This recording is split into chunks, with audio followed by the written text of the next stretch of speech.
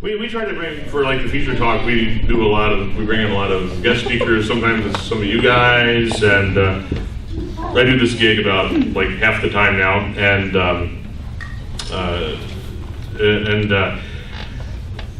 also let you know that because we try to bring in like a lot of different voices to the table, one of the big differences between what we're doing and like what you may experience in the church is there's no one's up here like telling you what to think. This is really about a conversation, and there's no party line. And I was looking over my notes, so I'm going to say a couple of things that some of you might like disagree with, which is okay. This is really about starting a conversation. So anyway, I was looking up the other day famous first lines of novels, some of the best opening lines of all time. And so I thought I'd try a few of them out on you. We're going to start with an easy one. And, it was the best of times. It was.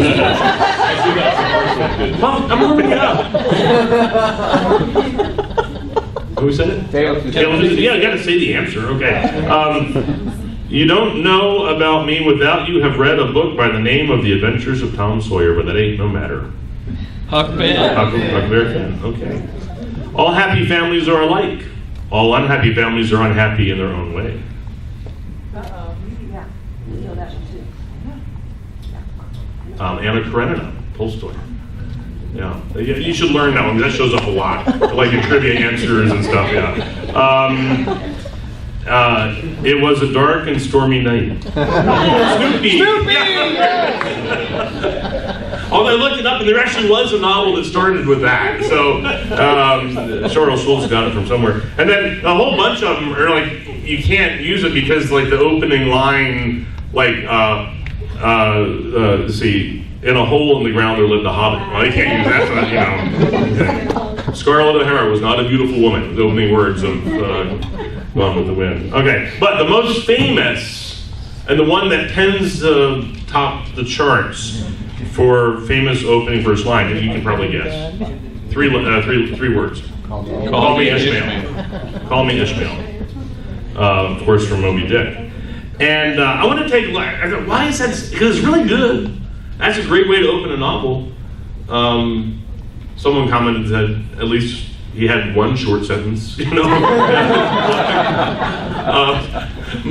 I was thinking, why is Call Me Ishmael such a darn good opening line? And because with just 3 words, Melville raises a lot of questions that pique our curiosity.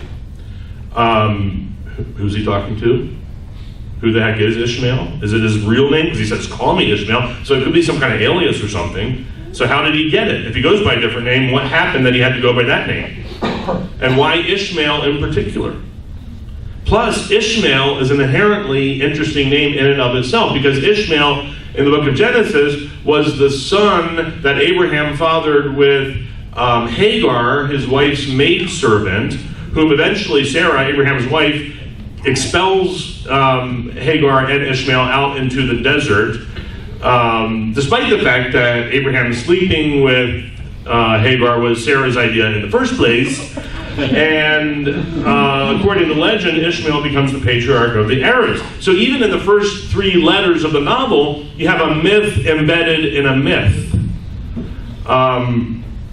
All these questions and possibilities opened up with just 3 words. That's cool. Am I missing anything? Is there anything else that, anyway, that's pretty much covered. Our brains eat this stuff up because we've been hardwired by evolution to think in story. And there's been a lot written on this topic, and a lot of research is ongoing. And here are a few of the highlights. Story is the primary way we make sense of the world, because our brains are assaulted every waking moment with far more data, far more sensory input than our brains could possibly ever handle. So we've developed these mechanisms for filtering and simplifying, to filter out the extraneous stuff not crucial to survival. And then in its earliest form, our need for narrative probably had its roots in some very basic survival questions, like, ooh, what's that rustling in the grass over there? Or I heard those berries are not good to eat. And of course, because we're intensely social creatures, stories evolved to help us make sense of the social realm, a way to explore our minds and the minds of others. On the neurological side, what draws us into a story and what keeps us there is the firing of dopamine neurons, telling us that intriguing information is on the way. And that's probably true for every pleasurable experience we have in life, because pleasure is dopamine, essentially, and oxytocin and other stuff. But at some level, very long time ago, something about that experience was linked to some kind of survival advantage. And really, that's what dopamine is. That's what every pleasurable, eating a Big Mac or whatever. Now, because humans have been hardwired for stories, myths have been a part of every human culture that's ever existed. We often associate myths with religion, but of course they're not limited to religion, are they? There's all kinds of myths. Cultural myths, there's national myths, there's even family myths. National myths, you'll think of George Washington and the cherry tree, or Davy Crockett and all the mythology surrounding the Alamo. Heck, Texas itself is a myth. Really, when you think about it. The people on the land aren't that different on the other side of the Red River. It's all about the story. Oh, someone says they are. Okay. It wasn't it Steinbeck who said Texas is a state of mind? I like that. And then Bart last week in his wonderful presentation on the separation of church and state reminded us of all the mythology that surrounded the writing of the Constitution and the founding fathers, and how we had this kind of quasi-religious kind of sense of respect and awe for this document as if it were an inspired document. So myths are all around us. Now, so when we think of the word myth, we often think of ancient attempts to explain the beginnings of the world or other natural phenomena that they didn't have a way to explain. And that's true at a superficial level, but I think it misses a bigger point about myth. Myths don't stick around because they describe nature accurately. Even people who wrote the myths knew that. They knew they were just making stuff up. As I said earlier, myths stick around because they're good stories. We're more interested in good stories because of what they teach us about others, ourselves, and navigating the social realm. Humans respond to myths because of the way they illustrate the great themes and struggles of human existence. The ancient Greek philosophers, they didn't really believe in the gods and goddesses of the Greek pantheon. You see it in their writings. But they still referenced them because they recognized value in the stories and what they represented about humanity. They knew that Odysseus was made up by Homer or somebody. More than anything else, good myths tell us about the reality of human life. Even back when I was a religionist, I never believed in the story of Adam and Eve. But I still kind of like the story. And I especially like I like the depiction of Adam and Eve and how it's Eve who gets into the first recorded, mythologically speaking, I don't believe this. It's Eve who gets into the first ever recorded lengthy theological conversation with the serpent. And only then does she eat the fruit.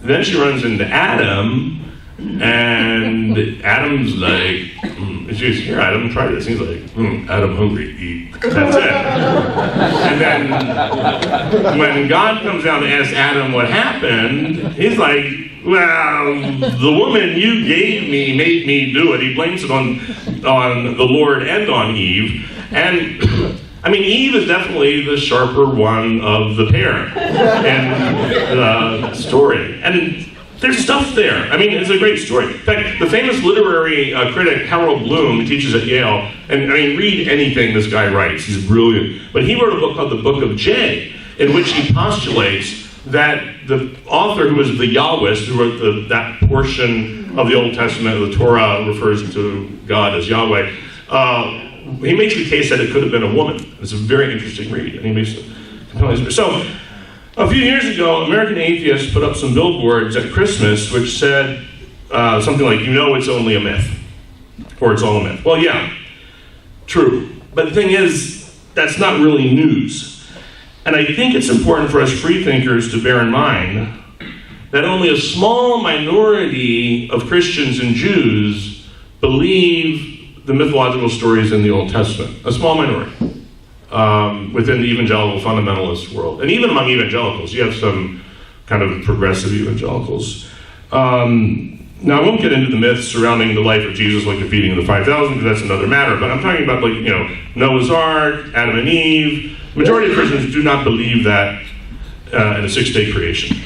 So when we freethinkers get obsessed with arguments about the veracity of creation accounts or Noah's Ark and all that kind of stuff, I think it could be a distraction because we're missing the point of a good narrative. And I think that's especially true at Christmas. Simply pointing out that stuff didn't actually happen isn't going to do very much to dampen the celebration, because the story is just so darn good. It's a good story, and that's why stories stick around. The really ironic thing about the Christmas myth, of course, is that the popular image of the Christmas story today is not even justified by the biblical narrative. It's a myth on top of a myth on top of a myth, really. The Bible does not say that Jesus was born in a stable, nor that Joseph went from hotel to hotel looking for a place to stay and he got turned away, not mentioned, or that three kings visited the baby Jesus, and the little drummer boy was definitely not at the stable either, at least not in the King James Version. But there you can see, the biblical birth narratives themselves are rather spare and bare bones. And all this stuff that's been added kind of, I think, is fleshing out the story to make the story say what people want it to say, really. Because the original material wasn't sufficient. So he added all this other stuff, and it got layers and layers. And the thing that really amuses me about the so-called war on Christmas is that Christmas isn't even particularly traditionally American, really. The Puritans in New England hated Christmas, and they outlawed it until the end of the 17th century. After the American Revolution, Christmas fell into even more disfavor because it was seen as too English. A lot of that stuff happened. That's why we became coffee drinkers primarily and not tea drinkers. It's why Americans started dipping their snuff rather than snorting their snuff. They went through this thing of trying to let go of all the English habits and adopt new American habits. Our modern notion of what Christmas is all about as a season of gathering with friends and family, sharing meals together, emphasizing generosity and compassion, was largely the result of the vision of one person. Who was it? Dickens. Charles Dickens. 1843, he wrote A Christmas Carol, specifically to put a more secular spin on the occasion. I mean, for all intents and purposes, Charles Dickens was a secular humanist. And he wrote A Christmas Carol with a secular, and if you remember the story, there's no mention of shepherds or angels or a nativity scene or God or Jesus or any of that in A Christmas Carol. It's a story about compassion that just happens to take place at Christmas. But he gave us that image of the family gathered around the roast and the fireplace and Tiny Tim with the crutch in the corner and everything. And it's all about human compassion and generosity. In fact, it is believed that Charles Dickens coined the phrase Merry Christmas, because that's the first written instance of the phrase in the English language is in A Christmas Carol.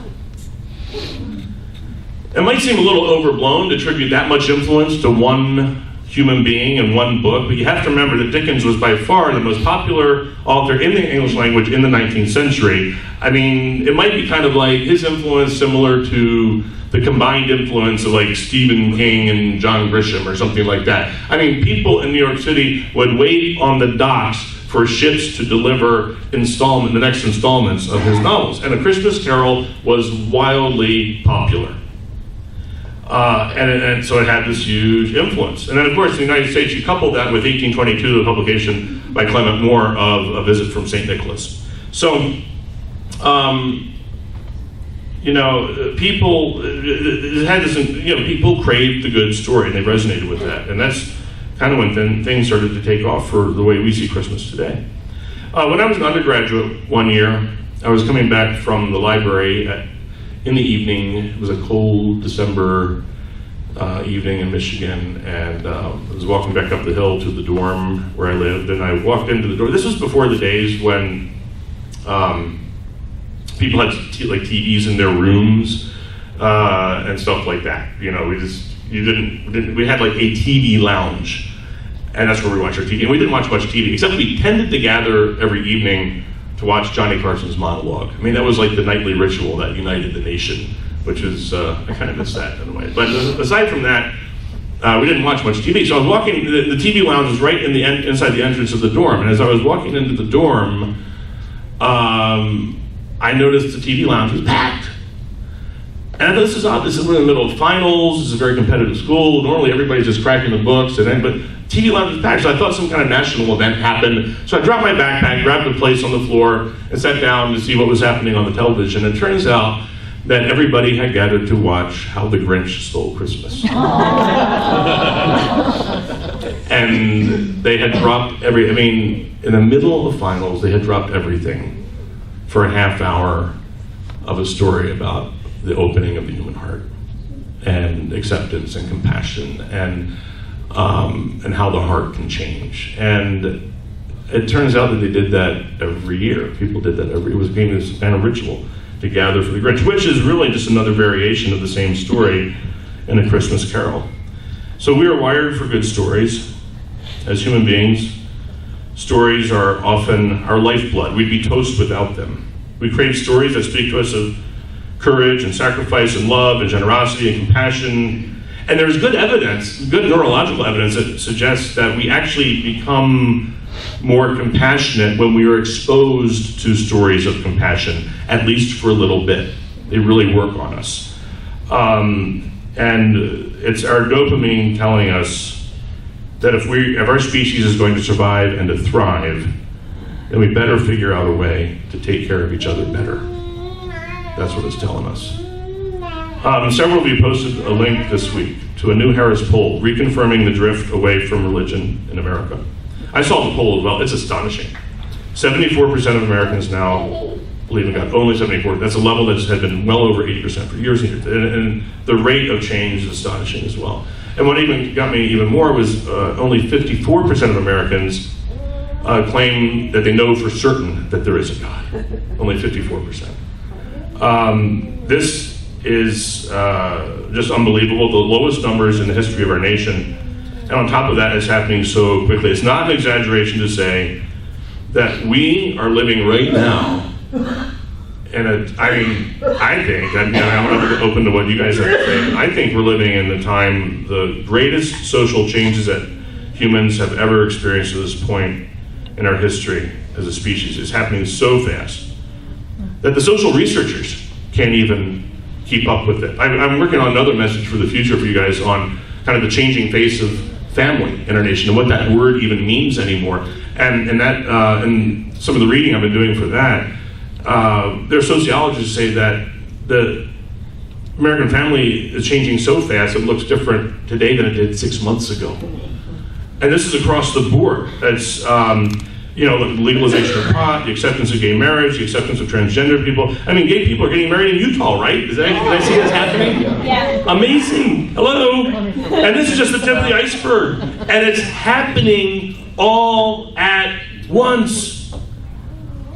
And it makes me feel just a little bit sorry for the Duck Dynasty people. Because these people probably just don't even know what hit them. They're disoriented. And it's like the last gasp of the dying Confederacy. And except I don't feel sorry for the Duck Dynasty people because I'm convinced the whole thing was a big publicity stunt. But anyway, but my point is the heyday of religion is long over. And that trend that we saw in the Harris poll is only going to continue for a lot of reasons we don't have time to talk about now. So even if there were a so-called war on Christmas, it would be kind of extraneous and irrelevant because there would be no need to have one whatsoever. And I personally don't feel like we need to have a war on Christmas. I want to take the Dickens approach to Christmas.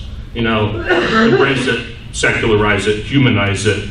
For all intents and purposes, the battle for reason and secularism has already been won. I mean, look at what's happening with the Texas textbook stuff. I mean, it hasn't happened without, a lot of good effort from a lot of good people. But it's, I think we've reached this tipping point. It might not seem like it yet because we still see crazy stuff happening. And I don't want to say we need to become complacent either, because I did read that horrible thing about the legislation passed in Uganda outlawing homosexuality, and prescribing the death penalty for what they call aggravated homosexuality. Yeah, and I do know that some of that has been backed and supported by kind of evangelical extremists in the States who have gone over there and been pushing this issue. So I'm not saying we need to be complacent at all, but I do feel like we are reaching or about to reach this cultural tipping point. And what I think we want to be here, this is what my sense about our community is that we're trying to build something positive and wonderful and an uplifting secular vision for humanity. So as secular humanists, I think we would do well to take a page from Charles Dickens, look at Christmas and try hard to understand the meaning behind the myth. Anytime we see a myth, let's look for what is that meaning behind the myth that resonates with people at a deep level. And then kind of embrace that and try to understand that. And then in our own way, as secular humanists, we too need to learn how to tell a damn good story. That's my ramblings for today. So, we